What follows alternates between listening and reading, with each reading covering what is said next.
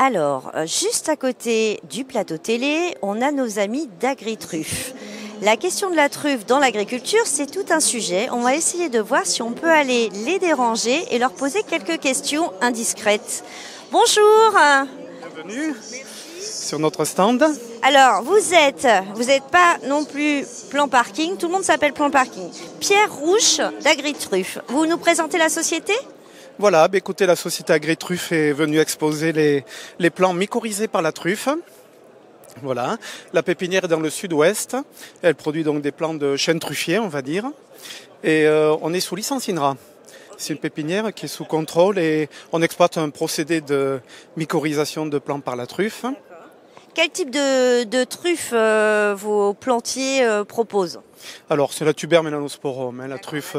Alors, on dit truffe noire dite du Périgord. Je suis d'origine du sud-ouest, alors on est un petit peu chauvin, mais je vais me faire taquiner par tous ceux qui sont du sud-est de Provence. Et c'est vrai qu'on en fait quand même un peu plus en Provence que dans le sud-ouest, dans le Périgord. Ouais, tout à fait. Alors, est-ce que cette truffe aujourd'hui, elle arrive à séduire de plus en plus d'agriculteurs ? On sait qu'il y a toute une histoire qu'on ne doit pas raconter autour de la truffe. C'est une filière qu'on a toujours eu du mal à structurer. On sait que le marché de la truffe, c'est toujours un petit peu hop. Mais est-ce qu'aujourd'hui, justement, vous sentez un engouement pour le plan truffier ? Oui, d'autant plus que la truffe se cultive et la truffe et la viticulture sont quand même bien liées. Les régions de truffe sont aussi des régions où la viticulture prospère, que ce soit ici dans les Côtes-du-Rhône ou dans notre sud-ouest. Donc on vient facilement à la rencontre de viticulteurs, mais notre clientèle est aussi très variée puisque des personnes qui ont des terrains, à condition que le terrain convienne, voilà, s'y prête. Donc viennent ici et investissent. Et on a notre petit succès parce que la truffe passionne, ça interpelle. Et même en matière de diversification en viticulture, dans notre sud-ouest peut-être particulièrement, après des arrachages de vignes, la truffe, les plants truffiers conviennent très bien pour ça. Ça se valorise bien la truffe, ça se vend plutôt bien.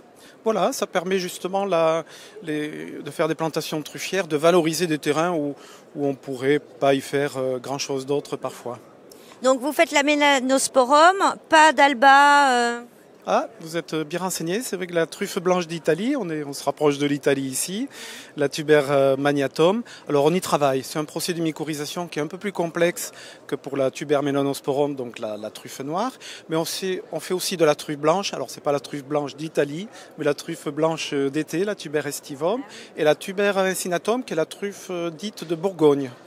Donc on a une variété de plants qu'on présente. Alors ici on ne présente que notre truffe noire.